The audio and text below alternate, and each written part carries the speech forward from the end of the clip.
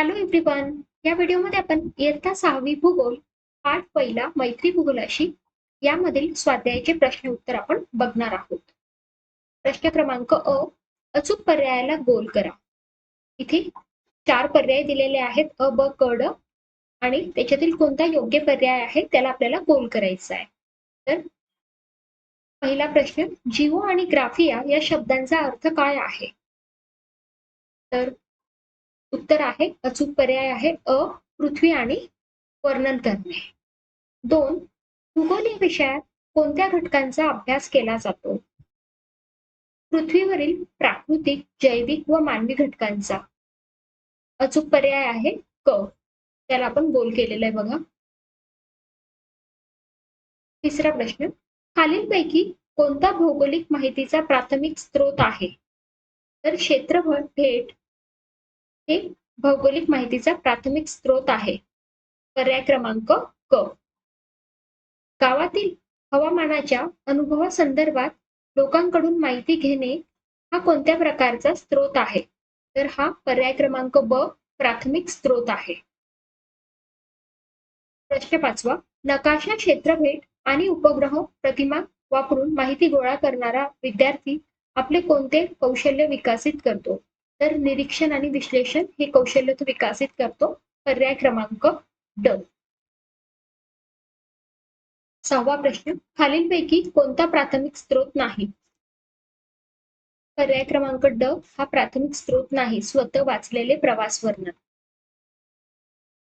7वा प्रश्न, दुय्यम स्रोताविषयी खालीलपैकी कोणते विधान अयोग्य आहे?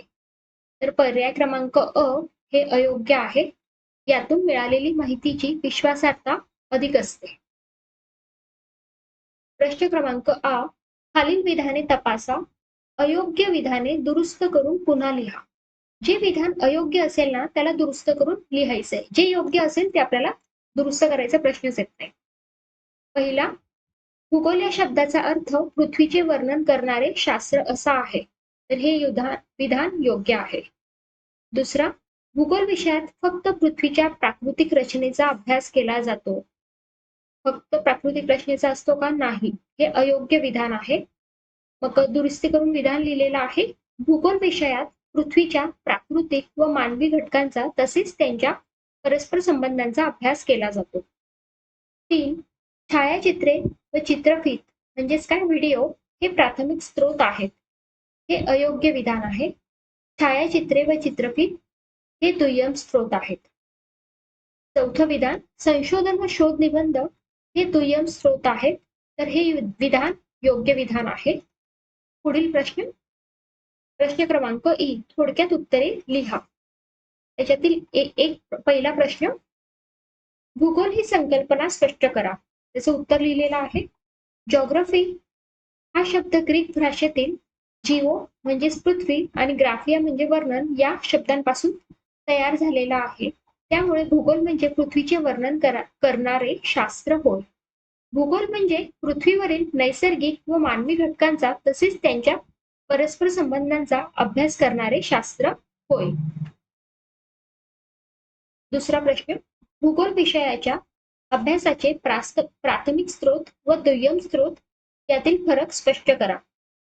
इथे प्राथमिक स्रोताचे पॉइंट आहेत आणि इकडे दुय्यम स्रोताचे पॉइंट आहेत आणि याच्यात आता फरक. प्रत्यक्ष निरीक्षण, सर्वेक्षण व मोजमापातून मिळालेली मूळ माहिती आणि दुय्यम स्रोतात आधीच संकलित व विश्लेषित केलेली माहिती. माहिती अधिक विश्वसनीय असते प्राथमिक स्रोतातली, तर तुलनेने कमी व विश्वासार्ह असू शकते. ती लेखक किंवा संस्थेवर अवलंबून असते. तिसरा पॉइंट आहे, माहिती मिळवण्यासाठी अधिक वेळ व श्रम व खर्च लागतो. आणि दुय्यम स्रोतातला तिसरा पॉइंट आहे फरक मधला, कमी वेळ, श्रम व खर्च लागतो.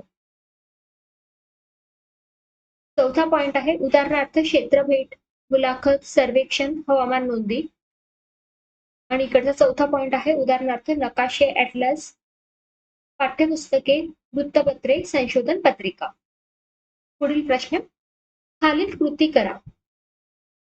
तुम्ही अनुभवलेल्या क्षेत्रफितीतील कोणत्याही एका ठिकाणाचे भौगोलिक दृष्टीने तुमच्या शब्दात वर्णन करा.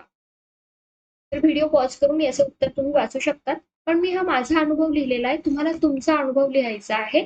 मी अनुभव इथे लिहिलेला आहे. मी शैक्षणिक क्षेत्रफितीसाठी अजिंठा लेणी येथे गेलो होतो किंवा गेली होती असं लिहिलं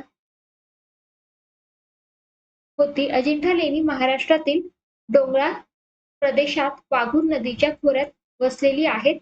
येथे घोड्याच्या नालाच्या आकाराची दरी आढळते. परिसरात खडकाळ टेकड्या, दऱ्या आणि नैसर्गिक वनस्पती दिसून येतात. वाघूर नदीमुळे या भागाला पाण्याचा स्रोत उपलब्ध झाला आहे. पावसाळ्यात परिसर हिरवागार होतो, तर उन्हाळ्यात हवामान उष्ण असते. या क्षेत्रफळातून मला भूरूपे, जलस्रोत, हवामान आणि मानवी वारसा यांच्या परस्पर संबंध समजला. तुम्हाला तुमचा अनुभव लिहायचा आहे. दुसरा प्रश्न, आकृती क्रमांक 1.1 चे निरीक्षण करून भूगोलामध्ये कोणकोणत्या गोष्टींचा अभ्यास केला जातो हे तुमच्या शब्दात लिहा. तर तुमच्या पुस्तकात बघा ही आकृती 1.1 ही दिलेली आहे. भूगोलाचा अभ्यास. ही आकृती तुम्हाला स्टडी करायची आहे, बघायची आहे आणि त्याचा स्टडी करून तुम्हाला त्याचं उत्तर तुमच्या शब्दात लिहायचं आहे. तर मी इथे उत्तर लिहिलेलं आहे. आकृतीच्या निरीक्षणावरून असे दिसते की भूगोलामध्ये पृथ्वीवरील प्राकृतिक घटक आणि मानवी घटक यांचा अभ्यास केला जातो. प्राकृतिक घटकांमध्ये भूरूपे, जलावरण, वातावरण आणि जीवावरण यांचा समावेश होतो. यामध्ये पर्वत, नद्या, समुद्र, हवामान, वनस्पती आणि प्राणी यांचा अभ्यास केला जातो. मानवी घटकांमध्ये लोकसंख्या, मानवी वस्ती, आर्थिक क्रिया, वाहतूक व दळणवळण यांचा अभ्यास केला जातो. तसेच पर्यावरण व शाश्वत विकास, नैसर्गिक संसाधनाचा वापर आणि मानवी पर्यावरण यांच्यातील परस्पर संबंध यांचाही भूगोलामध्ये अभ्यास केला जातो. शेवटचा प्रश्न आहे, खालील कृती पूर्ण करा. खालील साधनांचा भूगोल अभ्यासाचे प्राथमिक स्रोत व दुय्यम स्रोत असे वर्गीकरण करा व योग्य स्रोताचा शेजारील रिकाम्या जागी बरोबर अशी खूण करा. बघा इथे टेबल दिलेला आहे. प्राथमिक स्रोत, भूगोल विषयाच्या अभ्यासाची साधने आणि दुय्यम स्रोत. ही जी साधने दिलेली आहेत ती प्राथमिक स्रोत असेल तिकडे टिक करायचं आणि दुय्यम असेल तर इकडे टिक करायचंय. असाच टेबल इकडे सुद्धा दिलेला आहे सेम. तर स्वतः गोळा केलेले मातीचे नमुने हे काय आहे? प्राथमिक स्रोत आहे. म्हणून आपण इथे टिक केलेलं आहे. उत्तरं मी लिहून दिलेली आहेत. मृदेच्या वितरणाचा नकाशा, तर हा दुय्यम स्रोत आहे. इथे मी टिक केलेला आहे. विविध फुले व फळे यांची चित्रे हे दुय्यम स्रोत आहे. तुम्ही लिहिलेल्या क्षेत्रफितीचा अहवाल हा प्राथमिक स्रोत आहे. चिखलदरा येथील निसर्ग सौंदर्याची चित्रफित व्हिडिओ दुय्यम स्रोत.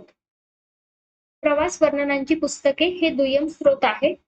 स्वतः निरीक्षण केलेली विविध प्रकारांची फुले व फळे हे प्राथमिक स्रोत आहे. स्वतः गोळा केलेले खडकांचे नमुने प्राथमिक स्रोत.